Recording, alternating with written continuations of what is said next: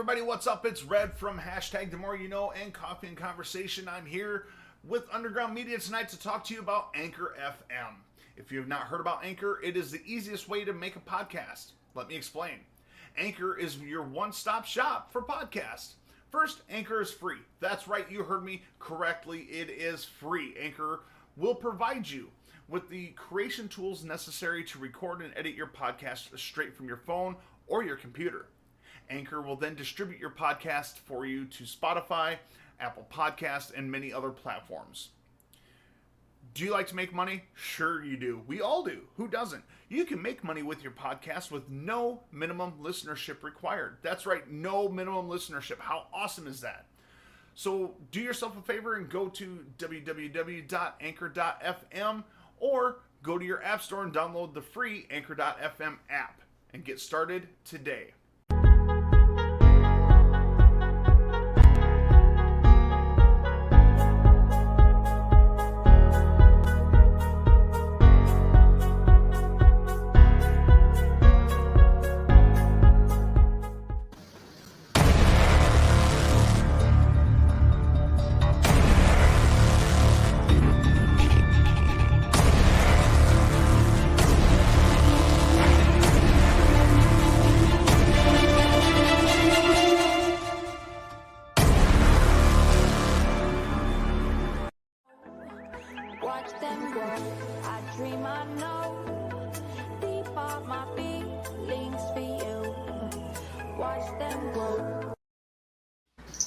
All right, and we are live. Hello, everybody. Thank you for coming to a Coffee and Conversation.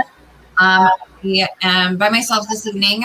Red covered for me last week while I was away attending to some family business, and I appreciate that, Red, for joining us, and Lord Universal Discourse for taking over last week. Much appreciated.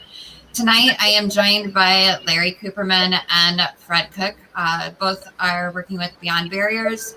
Fred Cook is the Associate Director of Beyond Barriers, and Larry Kuperman is one of our volunteers. And if any of you have seen our Coffee and Conversation or anything on my channel before, you will know that Larry has joined us before. So thank you both for joining us this evening. How are you guys doing this evening? Doing great and glad to be here. Doing good. Just a little bit tired after today. Right. Long days, long days. Well, thank you for joining us this evening. And tonight's Conversation and Coffee, we are actually talking about humor, Jewish humor. And Larry has a presentation for us tonight. But before we get into the presentation tonight, I wanted to obviously welcome you both to the show. For anybody that is listening to the live stream and watching this live stream, please know that we love audience participation. So please throw up any questions that you have, comments, concerns, anything you want up in our chat this evening. And I will make sure to let both Larry and Fred know that as well. I am about 8 people away from my sub goal this evening. We have 7 out of 15 subs for the evening. Also let you know that you can sub via your Prime. If you have Amazon Prime, you can sub for free, and all the proceeds and everything go directly to support this stream and to bring you great continued content. You can also check us out at beyondbarriersusa.org, which should be going at the bottom of your screen right now. And also you can check us out via anchor.fm/Beyond Barriers Radio for more of that. And Fred, Larry was just mentioning to me there that he said you had a wonderful joke to tell this evening. So I wanted just to hop right into it without further delay and see what jokes we got for this evening. I only know one really good Jewish joke, and I believe Larry's the one that told it to me. Probably guilty of that one. Fred, the floor is yours. A Catholic priest and a rabbi are on an airplane, and the Catholic priest looks over at the rabbi and says, "You know, I know you're not supposed to, but you've tried some form of pork before, haven't you?" The rabbi said, "Well, one time when I was younger, I was a new rabbi. I went across town where nobody knew me, and I had a ham sandwich. And instantly, the Catholic priest says, "See, I knew it. I knew it." And a few minutes goes by, and the rabbi says, "I understand Catholic priests aren't supposed to have sex, but I'm sure at some point you had to have, you know." And the Catholic priest goes, "Well, one time when I was a new priest, I went across town where nobody knew me. And I did. I met this girl and I slept with her." And the rabbi looks over at him and says, "See, better than a ham sandwich." Yeah, I could see Larry telling that joke for sure. I fear that's going to be my legacy right there, Fred. So thank you very much for that. That's awesome. Without further delay, I will hand it over to you now, Larry. And for all of you guys that are watching this live, Larry has a presentation, and it will be eventually available on beyondbarriersusa.org for anybody that would like to see it later. And I will post up the links in the VOD and in the chat and description on Facebook and YouTube when that gets posted up there later in the week. So let me start off by thanking Fred for warming up the audience for me. That was a great introduction. At Passover time, it is traditional to have a Hillel sandwich, and a Hillel sandwich is a mixture of sweet and bitter and sharp herbs. And this presentation is kind of going to be like that.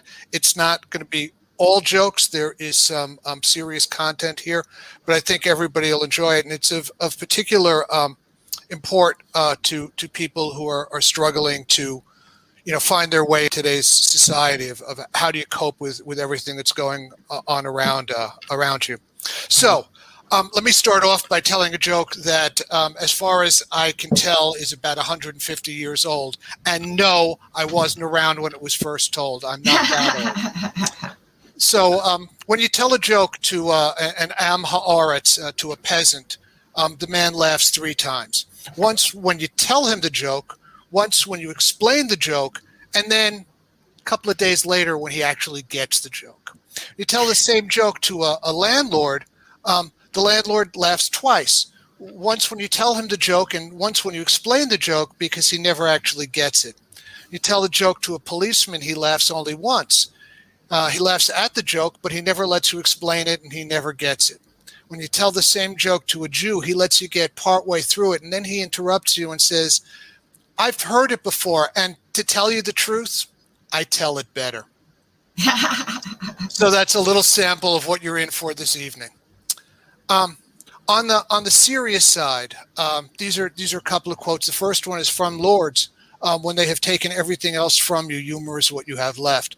And the second one is from my father, who said, "In this life, my son, if you don't learn to laugh, you'll be crying a lot." A Jewish man is asked, "Why do you people always answer a question with another question?" And of course, the Jewish man answers, "Well, why do you ask such a thing?" So I'm going to begin by asking you people in the audience to hold this in your minds while you're listening to this. Why is humor such an important part of the culture of a people who have suffered so much? So first part of it, who says that Jews are funny? Jews are 3% of the U.S. population, but 80% of the nation's professional comedians are Jews. That's of the professional comedians. In my experience, every Jew has 2 jobs. The one that everyone knows about that they go to in their 9 to 5, but then there's their real job as a stand-up comedian. Jews weren't always thought of as being funny. The oldest stereotypes, Christopher Marlowe's The Jew of Malta, Shylock from The Merchant of Venice, and Fagin from Dickens' Oliver Twist were not funny characters. By the way, if you read Oliver Twist today, reading it through modern sensibilities, you'll find it's pretty damn anti-Semitic. The references to Fagin, stand out. Well, that's actually the edited version. When Dickens went to sell his house, he had just finished writing Oliver Twist, and he was confronted by the person that was going to buy his house, who happened to be Jewish. And after they met and they had a discussion about it, Dickens edited out about half the anti-Semitic references. So, Wow. But there you go. So Jews transitioned from being a not funny people to being a funny people sometime in the 19th century. They evolved a particular style of humor in Germany called Judenwitz. There was a corresponding style of humor in the eastern area, Poland, Russia, those countries, called Ostjude. And it was a special type of humor. It was very dark. One of the people that was considered, the breakthrough comedians of his day, comedians, in parentheses, was a musician and a playwright, Heinrich Hein. And Heinrich Hein was one of the many Jews whose life had been shaped by the Enlightenment. The Enlightenment is, what gave birth to America.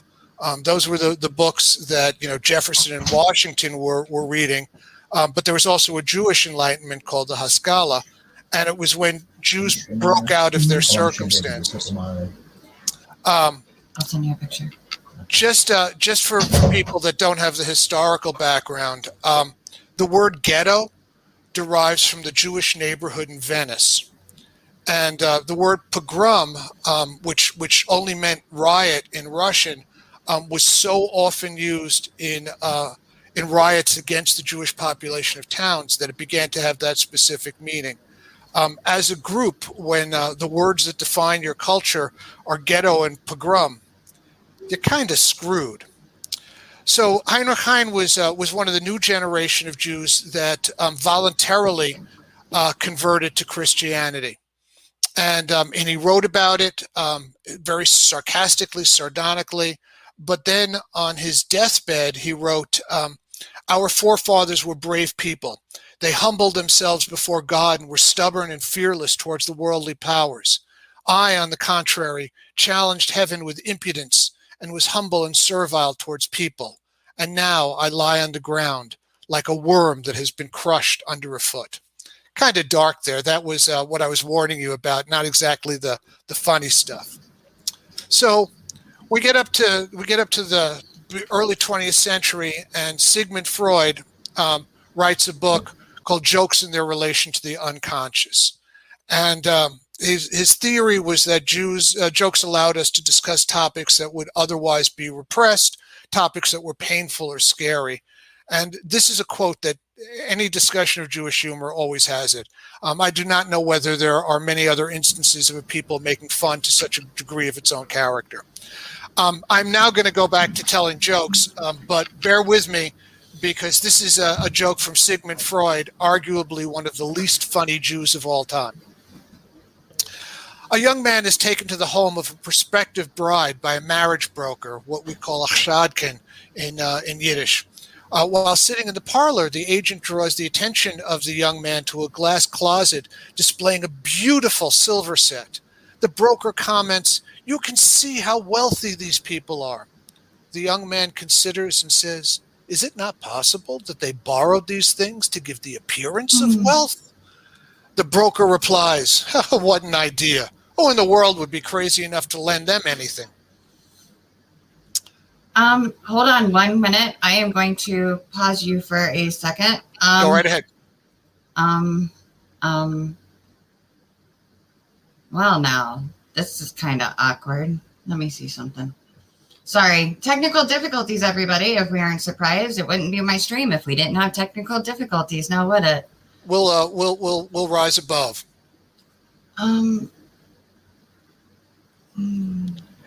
If you're worried about background noise, don't worry about it. I'm good. No, my crap. Hold on. Give me 1 second. Yeah, go ahead. Actually, you guys stay there, and I will be right back in a second. Because yeah, it's Chrome that I'm having the issue with. So because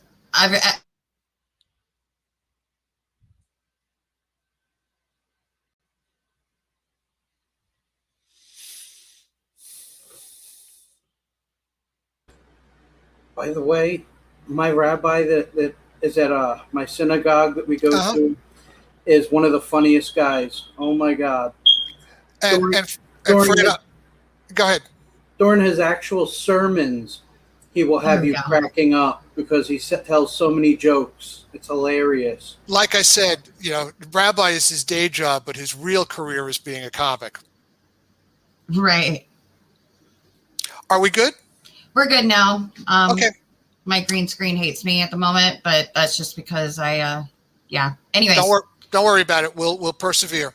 Right. So there's a whole lot of stuff on the psychology of humor, and I'm gonna kind of skip past most of this stuff, but I am gonna give you a quote from Woody Allen back when he was a lot funnier and a lot less creepy. I have frequently been accused of being a self-hating Jew, and while it's true that I hate myself, it's not because I'm Jewish. And that was the old Woody Allen there.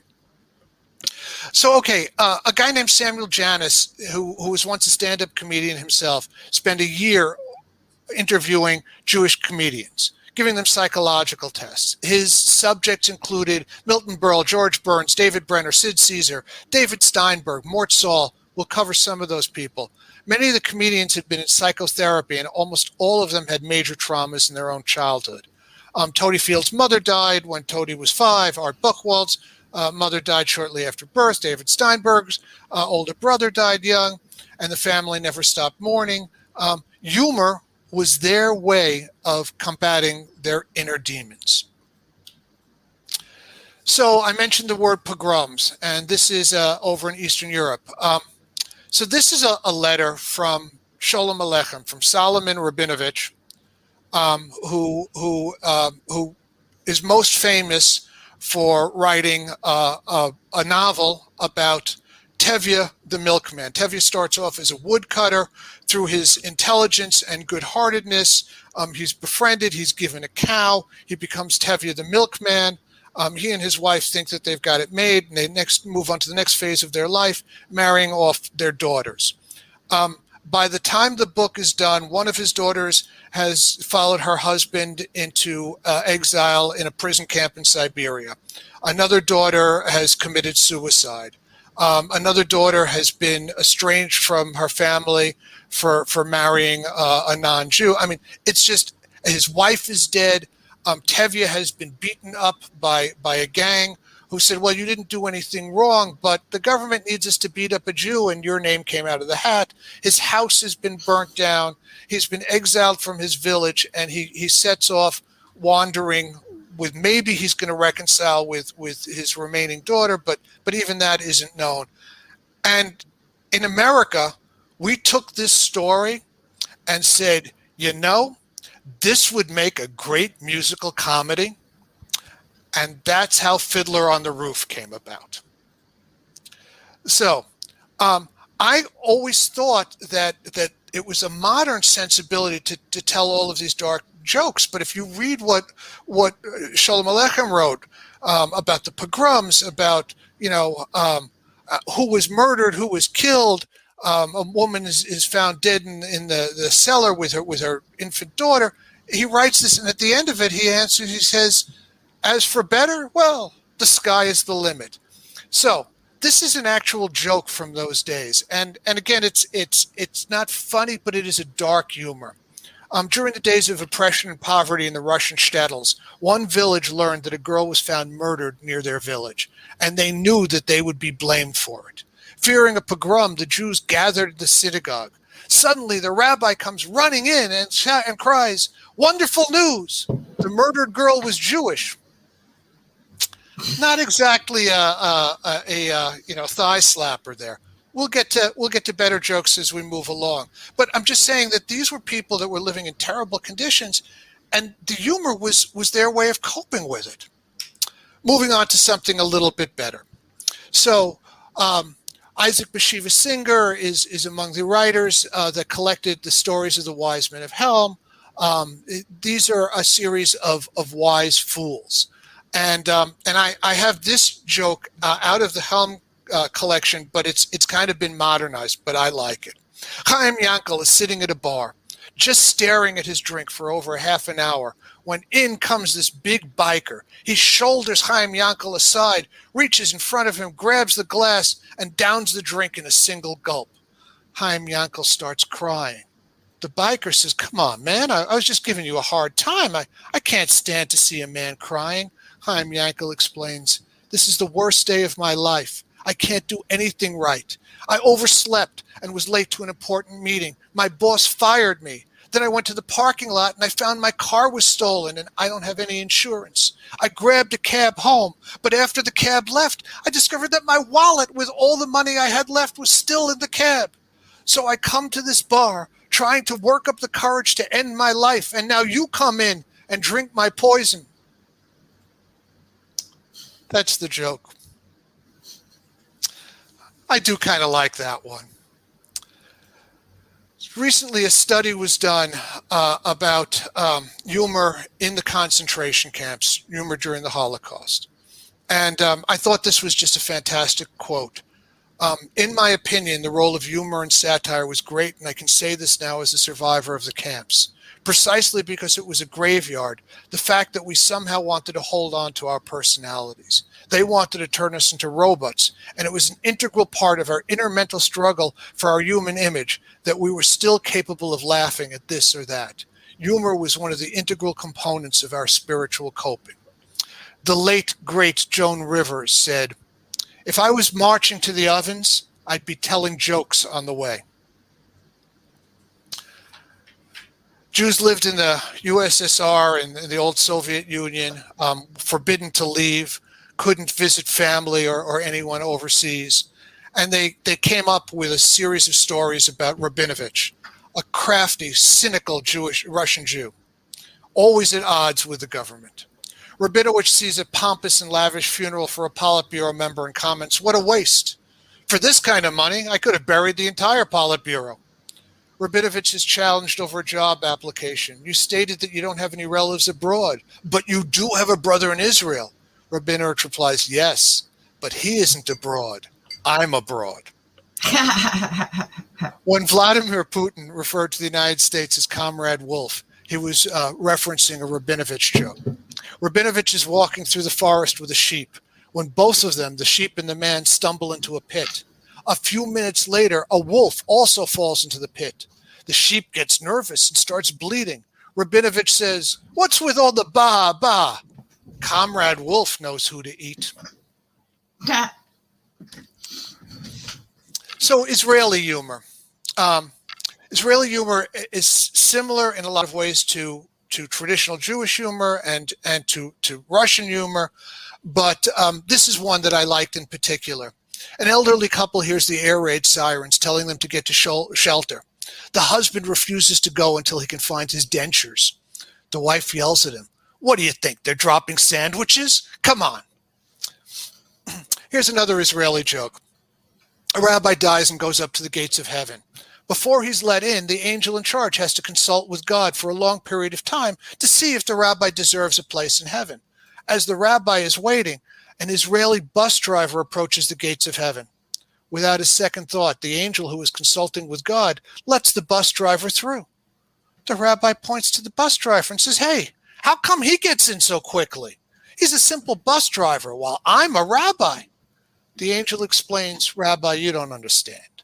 When you'd be giving your sermon during the prayer services, your entire congregation would fall asleep. When this bus driver drove towards Tel Aviv, all his passengers sat at the edge of their seats praying as hard as they could to God."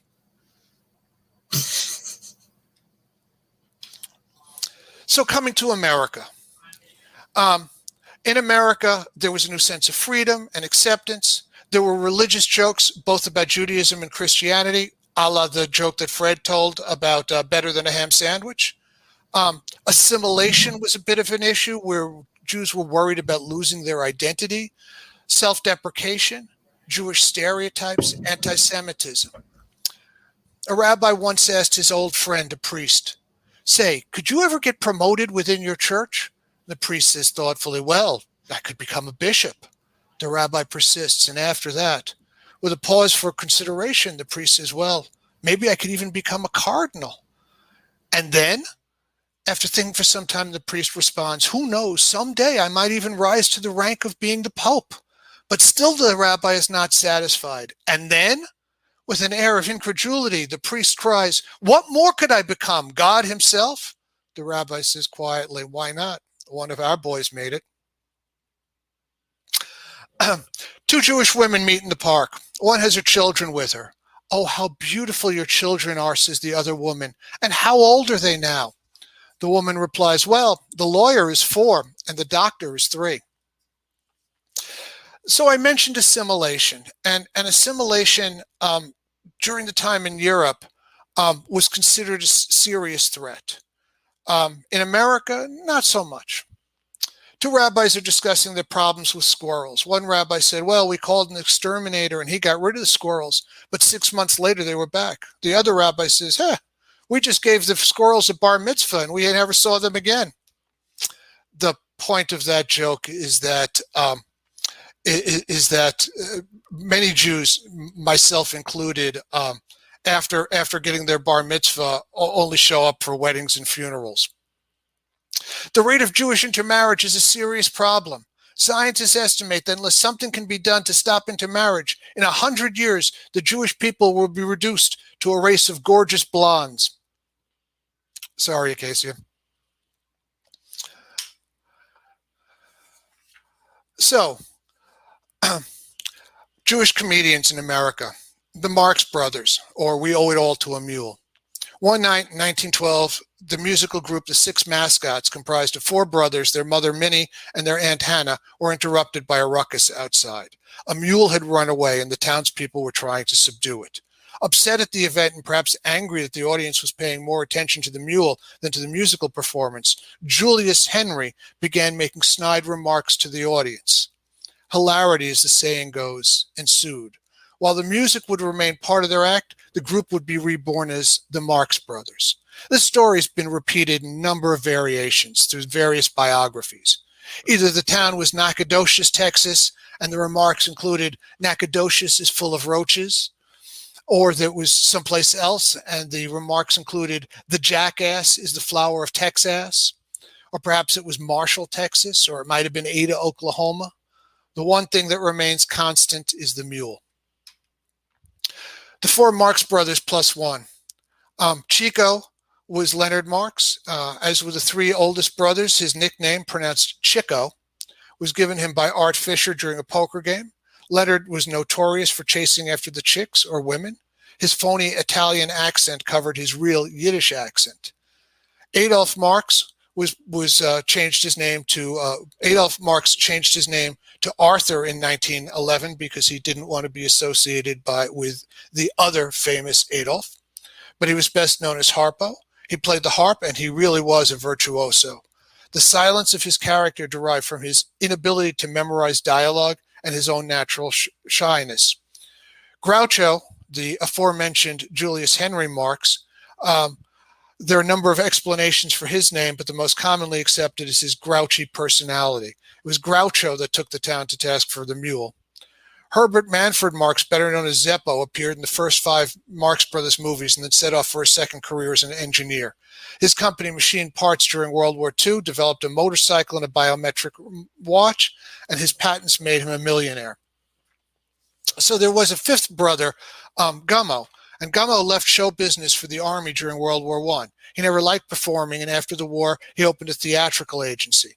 Completely unrelated to the theatrical agency, he also obtained a patent for the invention of a clothes packing rack, which made him quite wealthy. It wasn't until Gummo joined the army that Zeppo was asked to join the act as a last-minute stand-in for a show in Texas. Zeppo was supposed to go out that night with a Jewish friend of his where they were going to be double dating with 2 Irish girls. But Zeppo had to cancel in order to board the train to Texas to be part of the act. His friend went ahead and went on the date and was shot a few hours later when he was attacked by an Irish gang that disapproved of a Jew dating an Irish girl. So some of Groucho's wonderful lines, probably the most famous is, I refuse to join any club that would have me as a member. These are my principles, and if you don't like them, well, I have others. Outside of a dog, a book is a man's best friend. Inside of a dog, it's too dark to read.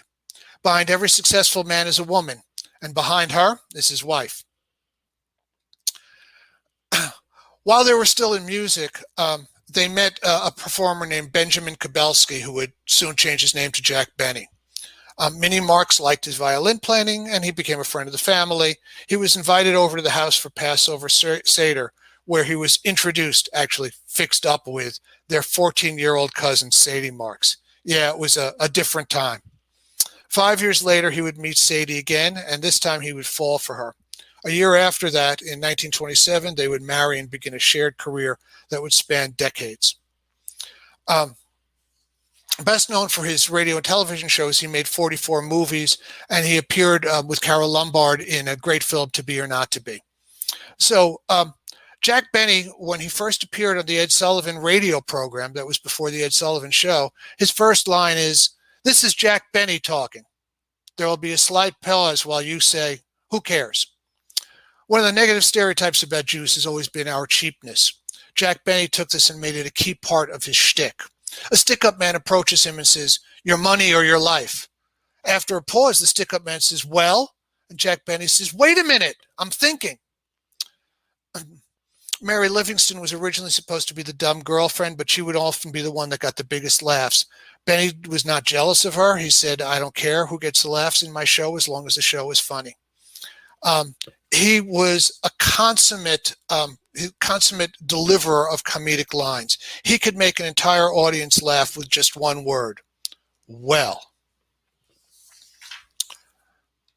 I had to throw in the Three Stooges. I guess everybody knows the Three Stooges. And whereas Jack Benny and the Marx Brothers played with word humor, these guys were actually doing broad comedy involving physical acts, right? The hammer, the poke in the eyes.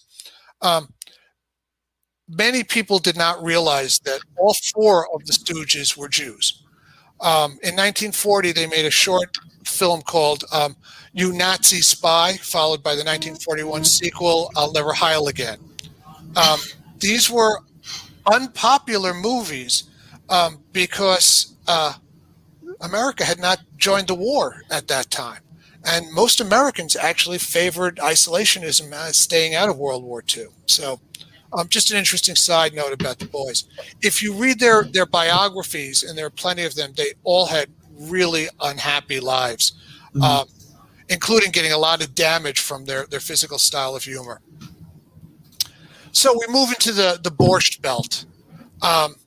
The Borscht Belt was the Jewish-owned vacation places in the Catskill Mountains, where it was an hour and a half drive from New York City. Comedians that got their start there include Jackie Mason, George Burns, Mel Brooks, Carl Reiner, Rodney Dangerfield, Don Rickles, Woody Allen, Buddy Hackett, Maury Amsterdam, on and on, Jerry Lewis, many more. So one of the things that the characterization of the Borscht Belt humor was that it was done really rapid fire. But by the time you finished laughing at one joke, they were on to the next one. A car hits an elderly Jewish man. The paramedic brings him into the ambulance and says to the patient, "Are you comfortable?" The man says, "Well, I make a living. I just got back from a pleasure trip. I took my mother to the airport." What are the three words a woman never wants to hear when she's making love? "Honey, I'm home." Sorry. It's okay. Someone stole all my credit cards, but I won't be reporting it. The thief spends less than my wife did. Oh, God. So the king of the one-liners, without dispute, was Henry Henny Youngman. He worked as a violinist. He worked in a print shop where he was responsible for writing comedy cards, for making up one-line jokes that went to other people. Encouraged by his friend Milton Berle, he began to tell the jokes himself, and he mixed violin playing with stand-up comedy. His tagline, his most famous line was, "Take my wife, please." A doctor gives a man 6 months to live. The man can't pay his bill, so the doctor gives him another 6 months. A drunk is brought in front of a judge. The judge says to him, "You've been brought here for drinking." The drunk says, "Okay, let's get started." A bum came up to me and said, "Give me $10 till payday." I asked, "When payday?" He said, "I don't know. You're the ones working." Milton Berle, Mr. Television. So Milton Berle became the primary host of the Texaco Star Theater, and this is just a great Detroit story. Televisions were sold. People bought televisions specifically to watch the Milton Berle show. That's how popular he was, and almost everyone that had a television tuned in to watch his show. In Detroit, they were facing an unusual problem. Water levels dropped mysteriously between 9 p.m. and 9:05 p.m. every week. The reason was people waited until his show was over and then ran to the bathroom. When they flushed, it brought down the water levels. Some of Milton Berle's jokes. I remember every one of your insulting jokes. I'll use them later. "Mr. Gallup, you have a beautiful tail there. If you wear your coat long enough, no one will notice it." "Ah, I remember when I met you on the high seas, Cynthia. How coy you were. You tried to get away from me, and what a fight you put up. You bent 4 of my harpoons." "We grew together. I grew up, she grew sideways. You look like something the dog just buried in the backyard and is trying to forget where." And this is one of my favorite ones. "You can lead a man to Congress, but you can't make him think."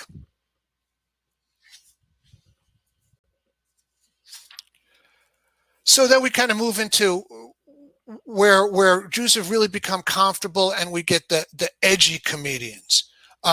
Mort Saul, he was a social satirist. He was considered the only real political philosopher that we have in modern comedy. He would come out with a newspaper as inspiration and as his prop. He inspired a new generation of comedians with both his subject matter and his style. He was the first comic to make a record album, first to win a Grammy, first to do college conferences. He was on the cover of Time magazine. That's how big he was.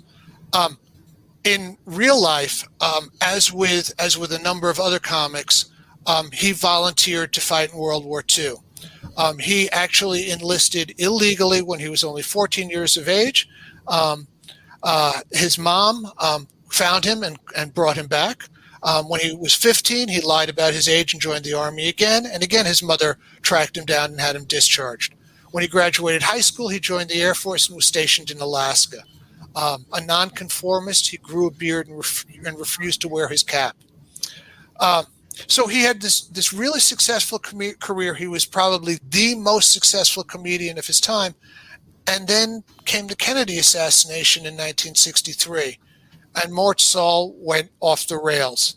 He developed an obsession about the Kennedy assassination, and he stopped being funny.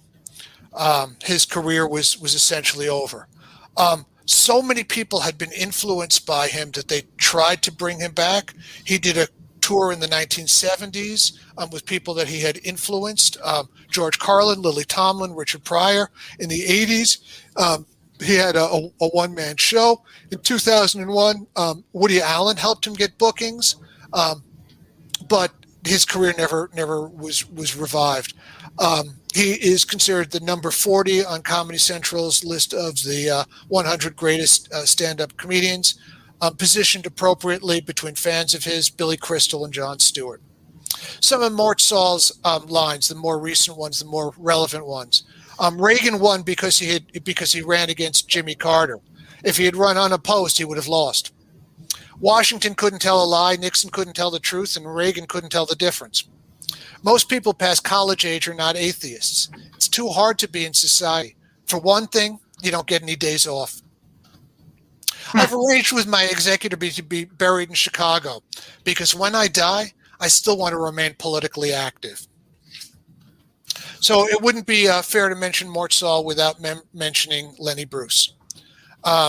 Lenny Bruce volunteered for the Navy during World War II, served honorably aboard a destroyer, But then after the war was over, he appeared in drag during a comedy bit. And this upset the captain that had him sent to the ship psychiatrist. And when the ship psychiatrist asked him why he had worn a dress, he could have easily said it was part of the shtick, it was part of the comedy material. Instead, he said, because I'm gay, and he was discharged. So he developed a stream of consciousness style of comedy that was highly influential. It was like a jazz style. No filters, often obscene by the standards of his day. He was arrested 4 times for obscenity and once for impersonating a priest, and multiple drug offenses. If I was a stand-up comic back in that day, I would have put that on my resume. And really, he changed comedy in America. Some of his lines were, even if you're Catholic, if you live in New York, you're Jewish. If you live in Butte, Montana, you're going to be Goyish even if you are Jewish. If I get busted in New York, the freest city in the world, that will be the end of my career. In 1961, his second arrest for obscenity took place when he played at a club and used the word schmuck. Fred, I hope you're taking notes on this. Among the audience members that night was a young man named George Carlin. And George Carlin would be arrested for underage drinking. That he actually told the cops that he was only 17, so that he would have the honor of riding in the paddy wagon with his hero Lenny Bruce. 1966, August 3rd, Lenny Bruce was found dead in the bathroom of his Hollywood home with a syringe nearby. He had been a heroin addict for almost all of his adult life. One of the things that a couple of last Lenny Bruce lines. Liberals can understand everything, but people who don't understand them. If you believe that there's a God that made your body, and yet you think you can do anything with that body that's dirty, then the fault lies with the manufacturer. Woody Allen. So I'm not going to go into Woody Allen's marriage to his adopted daughter, which is just weird, but there's no question that Woody Allen influenced the course of comedy. He was insecure, intellectual, constantly worried. He had no onstage persona. Unlike the other comedians, he dressed and spoke like a normal person. His content was the complete opposite of Lenny Bruce or Mort Saul. He never spoke about political topics, avoided issues like civil rights or the Cold War. And where Lenny pioneered an improvisation-oriented style based on stream of consciousness, Woody Allen once estimated that it took him 6 months of writing to prepare a 30-minute monologue. Some of Woody Allen's lines, he talked a lot about death. But one of Woody Allen's lines that I liked is, dying is one of the few things that can be done just as easily lying down. I'm not afraid of death. I just don't want to be there when it happens. Well, you can draw a direct line between Woody Allen and Jerry Seinfeld. Everyone knows Jerry Seinfeld. He began his career at Catch a Rising Star, then the Improv Club. He really made those places. He was the co-creator of the show Seinfeld with Larry David, named by TV Guide as the greatest TV show of all time. I like how the coldness thing drives the beer people crazy. The commercials are always frost brewed, cold filtered, ice bottled. We pack it in a glacier, then put it on a frozen truck driven by a polar bear. Hey guys, we're not transplanting a kidney here. You're just trying to get drunk. Relax, it's going to work. Monkeys have contributed a lot to society. They were the first astronauts in the 1960s, which I'm sure made perfect sense in the monkey brain. I see. So instead of the little bellhop uniform, you want me to get into a rocket and orbit the Earth at supersonic speed? Yeah, I think that's the next logical step for me because, I've been working with a guy with a crank organ and I feel ready to handle the maximum reentry G-forces. I saw a study once that said that the number one fear of the average person is public speaking and the number 2 fear is death. Death is number 2. How in the world is that? that means that to most people, if you have to go to a funeral, you'd rather be in the casket than doing the eulogy.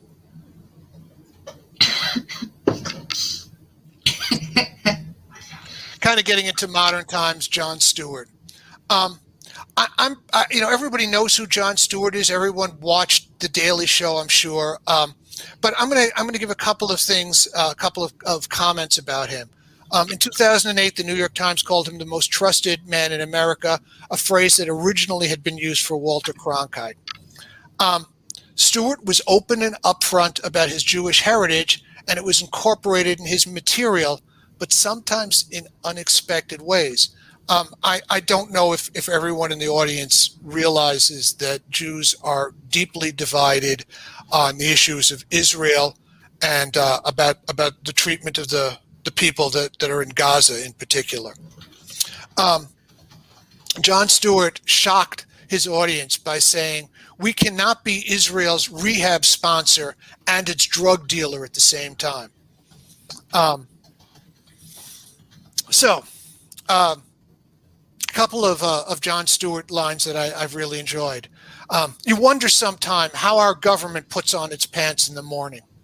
Liberal and conservative has lost their meaning in America. I represent the distracted center. Religion.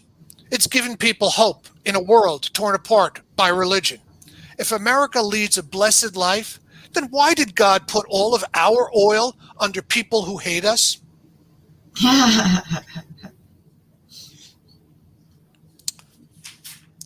So, Mel Brooks, boy, he needs no introduction. I will tell you, it was a turning point for me in 1968 when the movie The Producers came out, which is the first Mel Brooks movie. It was the first time that I realized that there was somebody else out there that made jokes the way I did.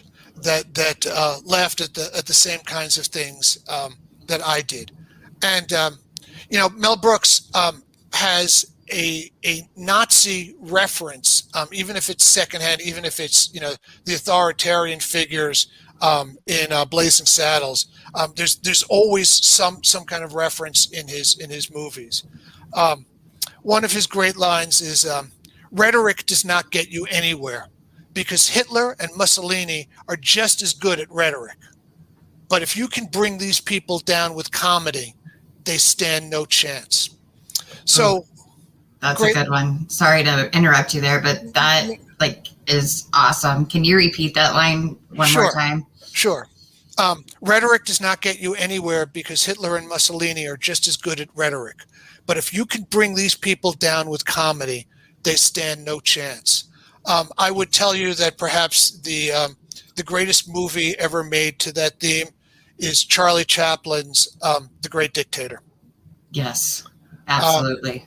By the way, there was a rumor after he made that movie that Charlie Chaplin was Jewish, and Charlie Chaplin, being who he was, he would neither affirm nor deny. So Mel Brooks was once asked to define comedy, the difference between comedy and tragedy. And he answered like this: "Tragedy is when I cut my finger because it hurts me. Comedy is when you fall down an open sewer and die."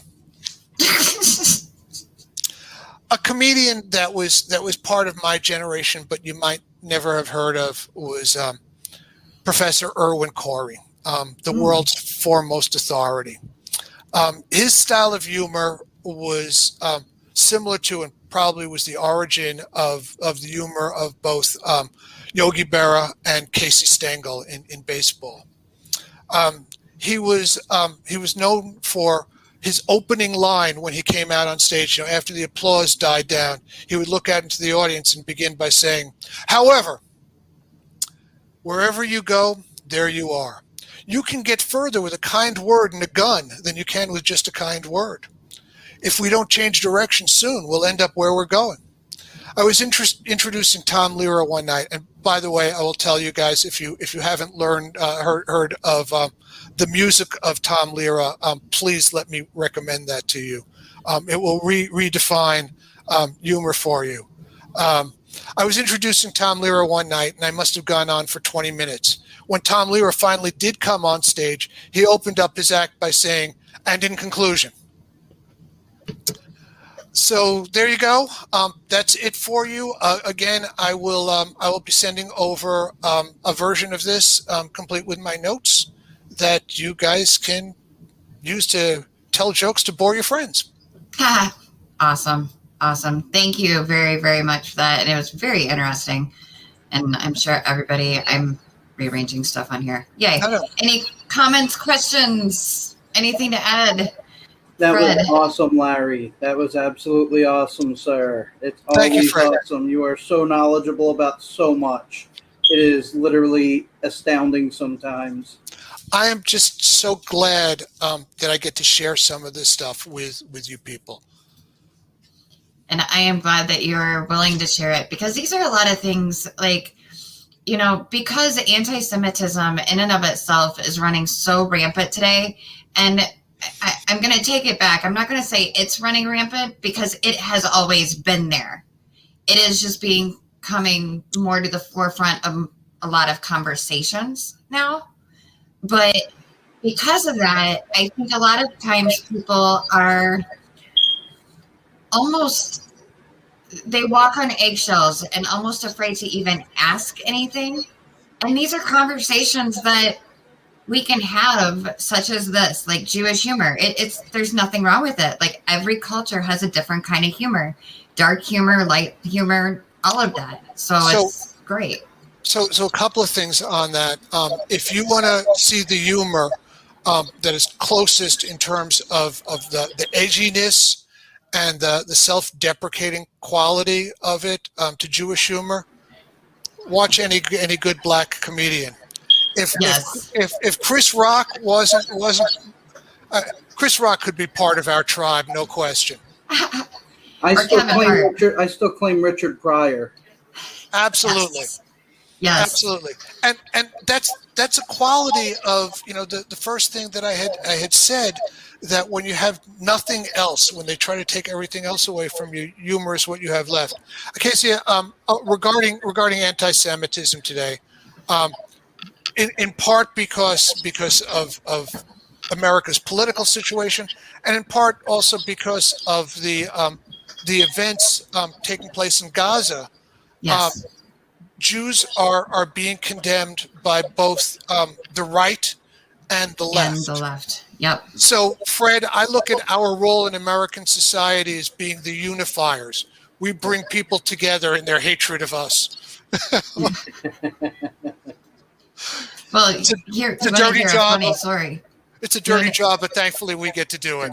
It's Very funny true. because I read this article, this essay in a book I'm reading, and it was, how do you know when you were, how you truly felt Jewish while you're in the process of converting? And it made me think, the first time I actually felt truly Jewish was when I was offended by anti-Semitism, like personally offended by it. That's how it was like, wait a minute, a year ago, I would have just been like, hey, that's not cool, and blew it off. But when it personally affected me, I was like, wait, this is something completely different that I'm not used to.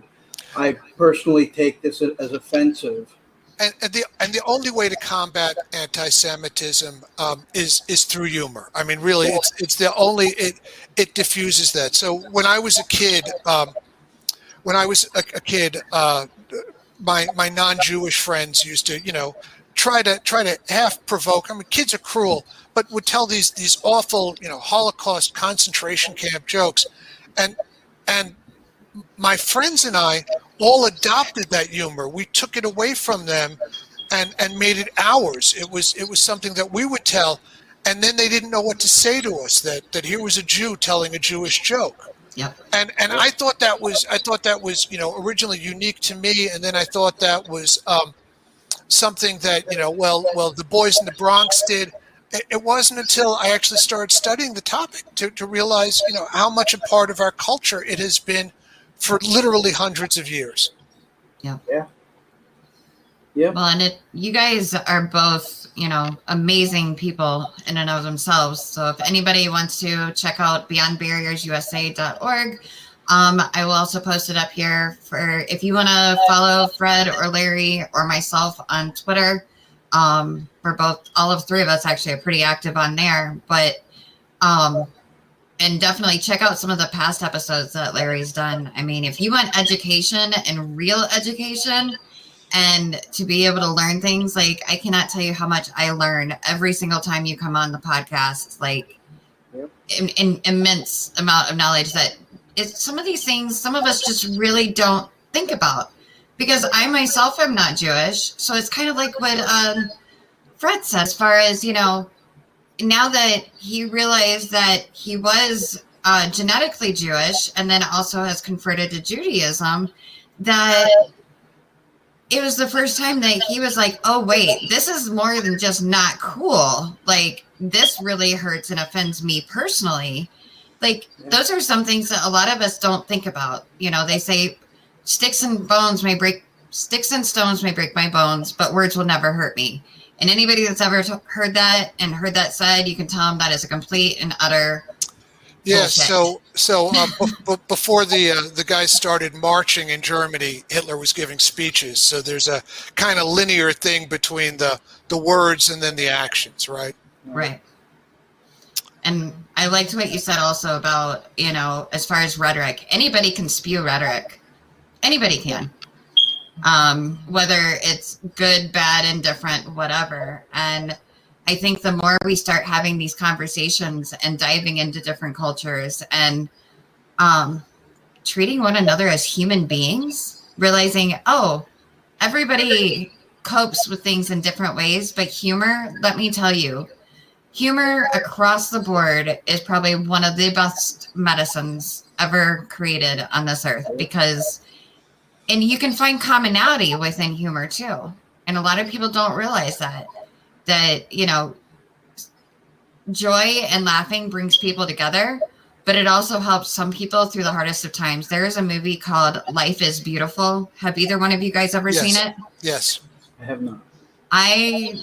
Check it out, Fred. I recommend that movie to anybody. I actually saw that movie with my parents when it originally came out, and it was only subtitled English because it was all in Italian. And you guys are going to make me cry. But anyways, it's just a beautiful movie. Go ahead. My gosh, it is a beautiful movie. It's about an Italian Jewish family going through the Holocaust. And I forget exactly what it was, but the father and the son were separated from the mom. And the dad, the kid was maybe 4 or 5 years old. Couldn't have been much, maybe a little bit older than that. But the dad was a comedian. He treated it, they were in the camp, and he treated it as though it was a game, so that his boy would not have to deal with the horrors of what was going on around him. So I'll post it up in chat. There's a book and a movie also that you might enjoy. Very similar story called Michelle. Michael, not the woman's name, Michelle. Right. Michelle, French was in, and it's about this Jewish family that has a son. They realize that they're going to get sent off to the concentration camps, so they concoct this plot where they send the son off to the place that would be least suspected. They send him off to the village's anti-Semite, with a note that he's the son of a long lost cousin, and that he's coming to stay with his relative. And they're able to pull it off. And he's with the anti-Semite. And there's this wonderful part where the anti-Semite is telling him how to spot a Jew. And Jews have big noses. So if you see somebody with a big nose, they might be Jewish. And Jews have garlic breath. They're always eating garlic. They have garlic breath. And Michelle looks up at him and says, "But Grandpa, you have a big nose. And you have garlic breath." And he goes running out of the anti-Semite house saying, he's a Jew. I mean, just a great scene. That is awesome. Well, thank you again for joining us tonight for Coffee and a Conversation. Definitely, everybody, if you can, check out Larry Kuperman and Fred. Fred has written some amazing articles that can be found at beyondbarriersusa.org, and Larry's presentations can be found there too. Do you guys have any closing remarks, comments, questions, jokes? I think I'm all joked out. First time in my life I've ever said that. Of course. Well, thank you guys for joining us tonight. And thank you guys who tuned in this evening. Definitely check us out. And I will be back again next week for more coffee and a conversation. Thank you guys. Cheers. Awesome.